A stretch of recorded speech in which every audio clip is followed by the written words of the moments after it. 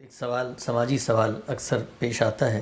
وہ یہ کہ ہمارے ہاں شادی کے لیے جو طریقہ کار ہے، شادی کو انیشیٹ کرنے کے لیے، وہ یہ ہے کہ لڑکے والے لڑکی کے گھر میں جاتے ہیں، لڑکی تیار ہو کے بن سور کے ایک ماڈل بن کے چائے پیش کرنے آتی ہے واک کر کے، اور پھر کھانا کھایا جاتا ہے، اور پھر جانے کے بعد ایک پیغام بھیجا جاتا ہے کہ جی اب ہمیں آپ کی بچی پسند نہیں آئی، اور بچی کو یہ بتایا جاتا ہے کہ پرسوں پھر تیار ہونا، ایک نیا بندہ تمہیں دیکھنے آئے گا۔ تو جب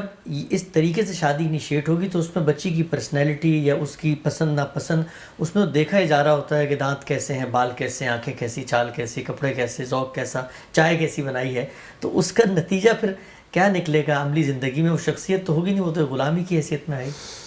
مجھے تو ہمیشہ اس روایت سے بڑی کراہت رہی ہے، اس کو کسی حال میں بھی قائم نہیں رہنا چاہیے۔ اس سے بچی کی نفسیات پر بہت برا اثر پڑتا ہے۔ میں نے تو دیکھا ہے کہ بعض موقعوں کے اوپر گھروں کے اندر ایسی فضا پیدا ہو جاتی ہے، جب یہ معلوم ہوتا ہے کہ وہ آئے تھے، انہوں نے دیکھا تھا، اب رد کر دیا گیا ہے، وہ بڑی درد انگیز ہوتی ہے۔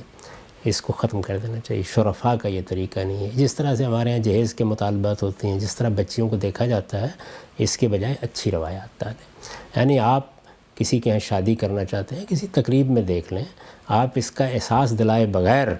کوئی ملاقات کر لیں، بات کر لیں، اور اس کے بعد خاموشی کے ساتھ اپنی پہلے رائے قائم کریں۔ اگر وہ مثبت ہو تو بتا دیں، لیکن اس طرح سے جانا، اس طرح سے جا کے رد کرنا، یا اس طرح کا اہتمام کر کے پھر اس کے بعد جواب دینا،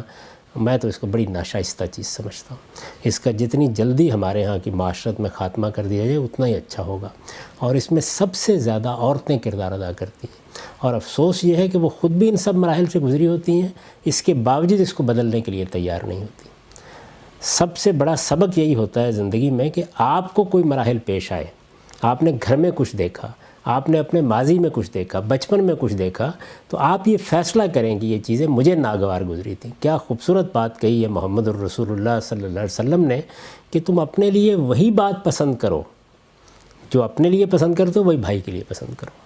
جو بھائی کے لیے پسند کرتے ہو وہ اپنے لیے پسند کرو۔ یعنی اگر آپ اپنے آپ کو اس جگہ پر رکھ کر چیزوں کو دیکھیں گے تو آپ کے ہاں تبدیلی آئے گی، تغیر آئے گا، روایات بہتر ہوں گی، غلط چیزیں ختم ہوں گی۔ تو ہر خاتون کو اپنے آپ کو یہاں رکھ کے دیکھنا چاہیے کہ وہ جب اس مرحلے سے دوچار ہوئی تھی تو اس کے احساسات کیا تھے، اس کی نفسیات پر کیا اثر پڑا تھا۔ تو اب کم سے کم وہ آگے بچیوں کے لیے اس کو تبدیل کرے، اور اس کے شائستہ مہذب طریقے، غیر محسوس طریقے اختیار کیے جائیں۔ اور یہ کوئی مشکل نہیں رہ گیا اب تو صورتحال یہ ہے کہ ہمارے ہاں معاشرت میں بھی بڑی تبدیلیاں آ گئی ہیں۔ کہیں خواتین کسی پچھلی کوٹھڑی میں بند کر کے نہیں رکھی جاتی، آپ کہیں بھی ان کو دیکھ سکتے ہیں، مل سکتے ہیں، بات کر سکتے ہیں، غیر محسوس طریقے سے کسی سہیلی کے ہاں، کسی دوست کے ہاں، کسی عزیز کے ہاں، کہیں چائے پہ بات ہو گئی، کہیں مدعو کر لیا، کسی تقریب میں دیکھ لیا۔ تو یہ طریقے ہوتے ہیں جو شائستہ اور مہذب لوگ اس طرح کے معاملات میں اختیار کرتے ہیں۔ جی ہم سب